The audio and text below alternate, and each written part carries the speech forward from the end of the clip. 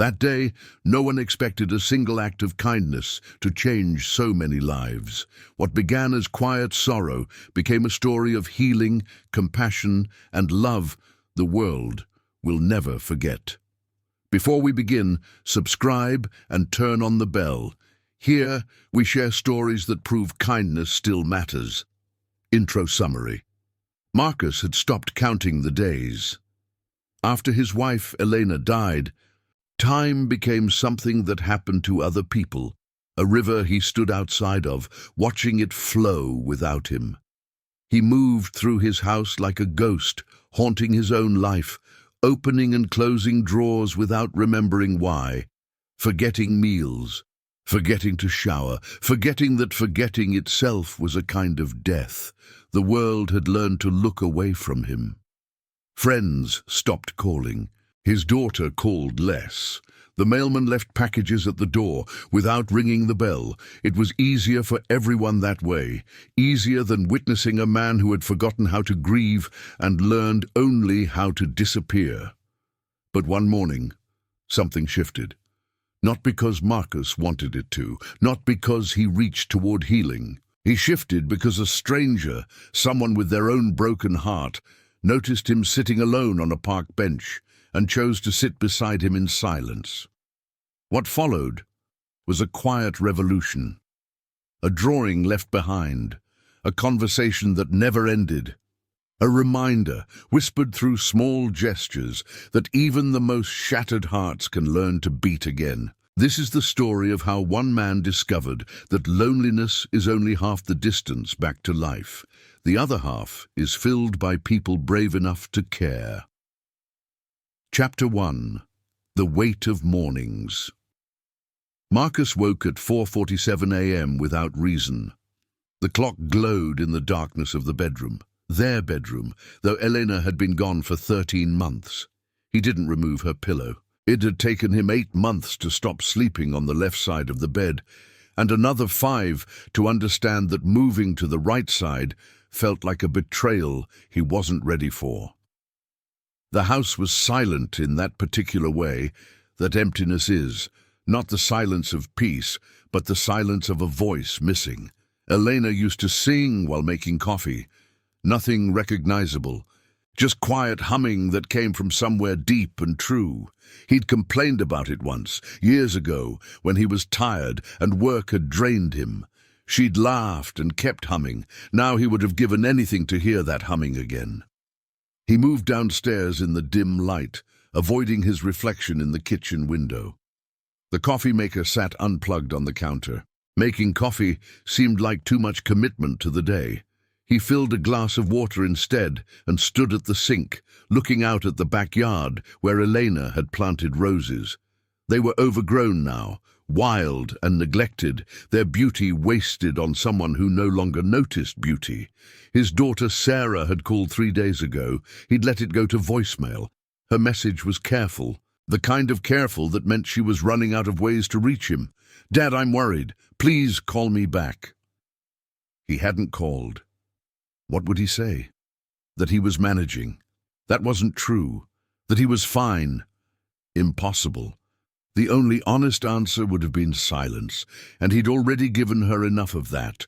The morning stretched ahead of him, identical to the morning before and the one before that.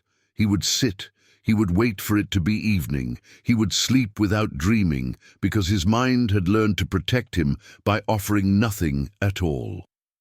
It was in this fog that Marcus pulled on a jacket, not because he planned to go anywhere, but because staying in the house felt suffocating. He walked to Riverside Park, the same path he and Elena used to take together. Now he took it alone, and each step felt like an apology to her ghost. Chapter 2. A Stranger's Bench. The park was nearly empty. An old woman fed pigeons near the fountain. A jogger passed in the distance. A young couple sat on a bench wrapped in each other, and Marcus looked away from them quickly. He couldn't bear to watch people who still had access to love. He found his usual bench, the one under the oak tree where he could see the water but remain partially hidden by shadow. He sat and stared at the water moving and didn't think about how Eleanor loved to watch the water move. The woman appeared without announcement. She was perhaps 50. With grey hair she'd let grow long and silver earrings shaped like small bells. She was carrying a sketchpad and charcoal pencils in an old canvas bag. When she looked at the bench beside him, Marcus expected her to find another one. Instead, she asked quietly, "May I sit?" No one had asked him anything in so long that her politeness felt like a small violence. He nodded, and she sat, leaving a respectful distance between them. For a while neither spoke.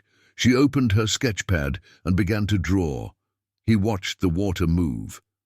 The silence felt different with another person in it, less like drowning, more like standing in a river fully clothed, water rising, but not yet over his head. "I'm Eleanor," she said after what might have been 20 minutes. She didn't look at him when she said it. She kept drawing. "I come here to think. The water helps. I'm not sure why. Water doesn't think back, but it moves.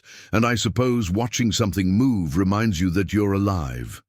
Marcus didn't answer, but he didn't leave either. "I lost someone," Eleanor continued. Her pencil moved across the paper with intention. "My husband. 4 years ago. I come here because he loved this park." She paused. "I don't know why I'm telling you this. You probably have your own reasons for sitting on this bench alone. I'm sorry. I talk too much when I'm nervous." "Why are you nervous?" Marcus asked. His own voice sounded unfamiliar. "Because I recognized you," she said simply. "Not your face. I don't know your face. But I recognize the way you're not really sitting here. I recognized it because I used to sit like that too." Something in those words, that specific observation, cracked something in Marcus's chest. Not healed it, just cracked it enough that he could breathe differently. "What's your name?" Eleanor asked Marcus. "Well, Marcus, I'm going to keep sitting here for a while, and I'm going to keep drawing. You can sit here too, or you can leave. But I wanted you to know you weren't as alone as you thought you were." She returned to her sketchpad, and Marcus returned to the water. But the silence had changed. It was no longer the silence of absence. It was the silence of two people who understood that some conversations don't need words. Chapter 3. The drawing Eleanor came back the next day and the day after that. She never asked Marcus personal questions. She sat beside him, sketched, and sometimes spoke about small things. The way the light fell through the trees, a bird she'd seen, a memory of her husband laughing at something ridiculous. She shared without demanding reciprocation. It was Eleanor who gradually drew Marcus into speaking. She asked what work he used to do. She asked if he liked music. She asked nothing about the woman he'd clearly lost, but somehow her questions made space for him to eventually mention Elena. Just her name at first, then her laugh, then the way she took her tea. On the 10th morning, Eleanor came to the bench. She brought 2 drawings. One was the view from their bench, the water, the trees, the distant bridge rendered in charcoal. The other was a drawing of Marcus himself, though his face was softened, rendered almost as a memory rather than a likeness. In the drawing, his expression held something Elena. Quietness, yes, but also the trace of someone who had once known how to smile. "This isn't how you look now," Eleanor said, offering him the second drawing. "This is how you could look, not someday, not after you heal. This is just a possibility, a reminder that you're still here." Marcus held the drawing, and for the first time in 13 months, his eyes filled with real tears, not the hollow tears of numbness, but tears that held something resembling feeling. "Why are you doing this?" he asked. "Because someone did it for me," Eleanor said. "After I lost my husband, a woman I'd never met kept leaving flowers on my porch, just one flower every few days. It seemed insignificant, but it wasn't. Each flower said, 'Someone remembers that you're grieving. Someone sees you.' That small gesture kept me alive long enough to remember that I wanted to keep living."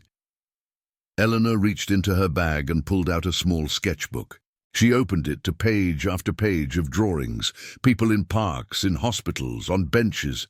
"I've spent 4 years drawing the lonely," she said quietly. "Every person here was someone I saw who looked like they'd forgotten how to live. I sat with them. I drew them. Not because I thought it would save them. I know it doesn't work that way. But because I needed them to know they weren't invisible." Marcus looked at the drawing of himself, this version of him that existed in someone else's hope. "Did it work?" he asked. Did any of them come back?" "Some did," Eleanor said. "Some didn't. But that's not the point. The point is that I tried, and some of them tried too. That's all any of us can do." CTA, Chapter 3. Comment where you're watching from. These stories of kindness connect hearts across the world. Chapter 4. The Invitation. 3 weeks after Eleanor first sat on his bench, Marcus did something small. He stopped to look at his reflection in a store window and didn't turn away. He noticed his hair had grown too long. He noticed the stubble was now a beard. He noticed that his eyes, while still hollow, held something that hadn't been there before. He went home and took a shower. He stood under hot water and let it fall on his face, and when he came out, he called Sarah. "Dad?" Her voice carried shock and something like cautious hope. "Are you okay?" "I'm going to be," he said, and it was the first time in 13 months that he meant something he said. Eleanor had become part of his mornings. She arrived at the bench at 9 o'clock, and Marcus began arriving at 8:30 to wait for her. They still didn't talk about anything profound. She was teaching him to draw. Not well, his hands were clumsy and uncertain, but the act of trying to capture the world on paper made the world feel less like something happening to him and more like something he was part of. "You should come to my studio," Eleanor said one morning. The suggestion seemed casual, but they both knew it wasn't. Inviting him to her space was an acknowledgement of something changing. "I don't know if I'm ready," Marcus said. "You're not," Eleanor agreed. "But you will be, and when you are, I want you to remember that the invitation exists." She wrote her address on a piece of paper and left it folded on the bench when she left that day. Marcus picked it up and held it like it was something precious. That night, he finally opened Elena's pillow. He took out her favorite scarf, something she'd worn in winter, blue and soft. He held it and let himself cry, not from numbness, but from the full weight of knowing she was gone and knowing that he had survived long enough to feel that weight again. And when he was done crying, he carefully folded the scarf and put it on top of his dresser where he could see it. Not as a shrine, as a memory. He called Sarah back and asked if she could come over on Saturday. She cried when he opened the door. Not tears of sadness, but tears of something like relief, something like her father beginning to return. Chapter 5. The studio. Eleanor's studio was a converted warehouse space filled with light and drawings.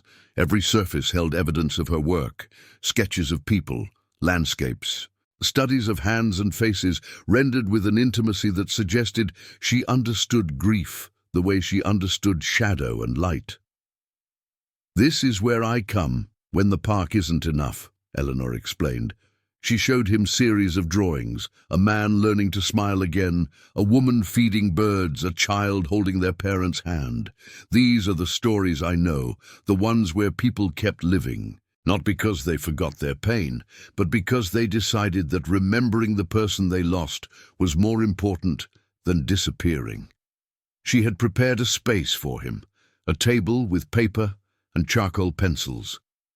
"I want to teach you to draw yourself," she said. "Not your reflection, your memory of yourself before grief." Marcus sat and stared at the blank paper. "Do you remember what you looked like when you were happy?" Eleanor asked. He did. He could see it clearly.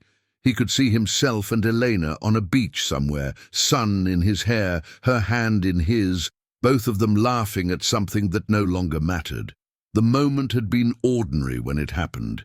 He'd never imagined he'd spend months trying to resurrect it. He began to draw. His lines were uncertain, but Eleanor didn't correct him. She drew beside him, and her silence was the kind of presence that made difficult things feel possible. When he finished, he'd drawn a man's face, his own, younger, lighter.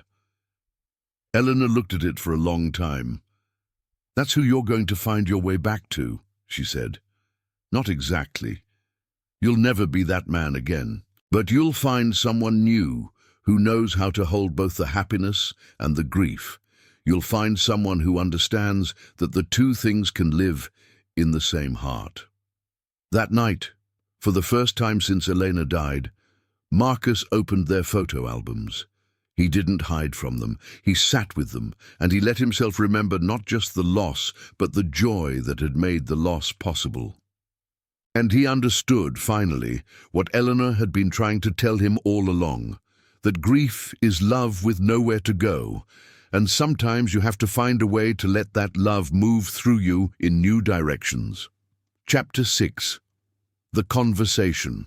Sarah came to Eleanor's studio for coffee on a Saturday morning. It was Eleanor who suggested it. "Your daughter needs to know that you're still here," she'd said. "But more than that, she needs to understand that her grief is also real. You've been so busy disappearing that you haven't noticed she's been grieving too." When Sarah arrived, there was awkwardness, the kind that comes when people have been separated by pain and aren't sure how to cross back to each other. Eleanor left them alone and went to the back room, and for a few moments, neither Marcus nor Sarah spoke. "I'm sorry," Marcus said finally, "for the months I wasn't here, for letting you think I didn't want to see you, for—" He stopped because his voice was breaking. Sarah came around the table and held him. She was crying, and he was crying, and Eleanor, listening from the other room, cried too. "Mom would hate to see you like this," Sarah said into his shoulder. "Your mother would hate to see me gone," Marcus corrected gently. "She would want me to keep living. I'm starting to understand that now." Over coffee, Marcus told Sarah about Eleanor, about the bench, about the drawings. Sarah listened, and when he finished, she said, "I think Mom sent her to you." Marcus didn't believe in signs or miracles. Eleanor had taught him that kindness didn't require supernatural intervention.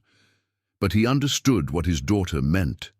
Sometimes ordinary kindness looks miraculous when you've forgotten it exists. "I want to get better," Marcus said. "Not because the pain will go away, but because I'm tired of using it as an excuse to stop living. Eleanor's been trying to tell me that for weeks.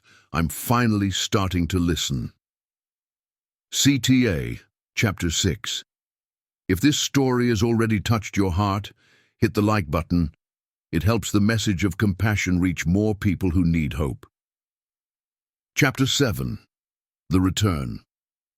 2 months after Marcus first sat on Eleanor's bench, he returned to their house that had become a tomb of memory. He opened every window. He let light in. He cleaned out the kitchen and cooked a meal, and when it was ready, he called Eleanor to eat with him and Sarah. Eleanor brought wine. Sarah brought flowers. They sat at the table where Marcus and Elena had shared thousands of meals, and they shared one more meal in the space between remembering and moving forward. "I want to start a project," Marcus announced. "I want to use the basement as a studio. I want to paint. I don't know if I'll be good at it, but I want to try. Eleanor's teaching me that sometimes the trying is the point." Eleanor smiled. "Marcus, your instinct is exactly right. But I want you to think about something first. What will you paint?" He didn't answer immediately. He thought about the past 13 months, about the mornings that felt impossible, about the bench, about Eleanor's drawing of him as he could be. "I want to paint people," he said slowly. "People in their grief. Not to make it pretty or to fix it, but to acknowledge it. To say, 'I see you, you're not alone, your pain matters.'" "Like I did with drawings," Eleanor said. "Yes," Marcus said, "but in color. In something that can reach people's homes, that can sit on their walls and remind them that they're not invisible." Sarah reached over and squeezed her father's hand. He squeezed back. Chapter 8. The Habit of Living. 3 months passed. Marcus began painting in the basement. His first paintings were rough, technically imperfect, but they had something that transcended skill. They had empathy rendered in color and line. He painted Eleanor on her bench. He painted Sarah holding a photograph. He painted a window with light coming through it, and underneath it, a figure learning to see again. Eleanor encouraged him to show his work. Sarah helped him set up a small online gallery. And gradually, people began to find his paintings, people who were grieving, people who recognized themselves in his brushstrokes. One day, a woman wrote to Marcus, "I've been unable to leave my house for 6 months after my husband died. I found your painting, Woman at the Window, and hung it in my bedroom. I see it every morning, and it reminds me that there are other people learning to live again. Yesterday, I opened my window. It was the first time I've done that since he died. Your painting made me believe that I could." Marcus read the email to Eleanor and Sarah, and all 3 of them cried. "This is what I was trying to tell you," Eleanor said. "Kindness is contagious. You helped one person, that person helps another. The chain keeps growing." Marcus continued to return to the bench sometimes, early in the mornings, when the park was quiet. He and Eleanor still sat together, though now they also sat with others, strangers who recognized that particular quality of grief, and came seeking the space where 2 people who understood could simply exist together. He began volunteering at a community center, teaching people to paint and to draw. Some of them were grieving, some were just lonely. But all of them learned the same thing, that the act of creating something, of trying to put feeling into form, could be a way of saying, "I am still alive." And that was enough. Sarah visited every Sunday. They cooked together and talked about Elena, not with the hollow numbness of before, but with the warmth of memory. Sarah shared stories that Marcus had forgotten. Marcus shared stories that Sarah had never heard. They became the keepers of Elena's memory together, and in that shared responsibility, their relationship deepened into something new. Chapter 9. The Turning Year. On the anniversary of the day Eleanor first sat on the bench beside him, Marcus brought her flowers, not because he was romantic, though perhaps he was, in a way that grief had taught him, but because he wanted to mark the moment that his life changed direction. They sat on their bench, and the park was full of fall light, the kind of gold that seems to contain all the happiness the year has held and all the hope it still carries. "I've been thinking about what I want to do," Marcus said. "Eleanor, I want to open a studio. A space where grieving people can come to create, to be together, to remember that they're not alone. I want to call it something that means something. I want it to be a place where kindness happens, where one person's small gesture becomes permission for another person to keep living." Eleanor listened, and when he finished, she opened her bag and pulled out a sketch. It was the painting he'd made that had saved her life, not the one he'd made, but the way he'd understood it, the drawing of him as he could be. "This is what it means," she said quietly. "When you look at this now, what do you see?" Marcus studied it, his own face rendered in her charcoal, full of quiet possibility. "I see a man who forgot how to live," he said, "and then I see a man who remembered." "That's the story," Eleanor said. "That's the only story that matters." They sat for the rest of the morning, and when it was time to leave, Marcus hugged her. It was a small gesture, but it meant, "Thank you for seeing me. Thank you for sitting beside me. Thank you for reminding me that the world still has kindness in it, and that I could still feel it." In the months that followed, Marcus opened the studio. It was small at first, just the basement of an old building with good light and tables for drawing and painting. But gradually, people came. Widows and widowers, children who'd lost parents, parents who'd lost children, the lonely, the broken, the people who'd forgotten how to live. And in that space, Marcus taught them what Eleanor had taught him, that grief is a way of loving someone after they're gone, and that sometimes the only way to honor that love is to keep living, to keep creating, to keep showing up for other people who are broken, and to believe quietly without needing proof that kindness still matters. Eleanor eventually moved into a small apartment above the studio. Sarah took over managing the online gallery and selling Marcus's paintings, and together they built something that was never about healing anyone, but always about this, reminding people who had forgotten that they were not invisible, that their grief was real, and that sometimes all it takes is one person sitting beside you in silence to help you remember why you wanted to keep living. The bench remained in the park, and often, when Marcus and Eleanor walked past it in the evenings, they would find someone sitting there alone, another person lost in the kind of sorrow that time can't fix. And Eleanor would smile at Marcus, and he would understand. There was always someone who needed to be seen. And seeing another person, really seeing them, was perhaps the highest form of kindness anyone could offer.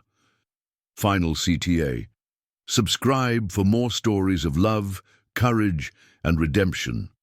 Thank you for watching the story of He Was Broken by Loss, until a kind stranger's small gesture reminded him why to keep living.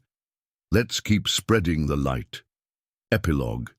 In the soft rain that falls on the bench each autumn, two people sit side by side, their silence no longer an absence, but a conversation that only the grieving truly understand.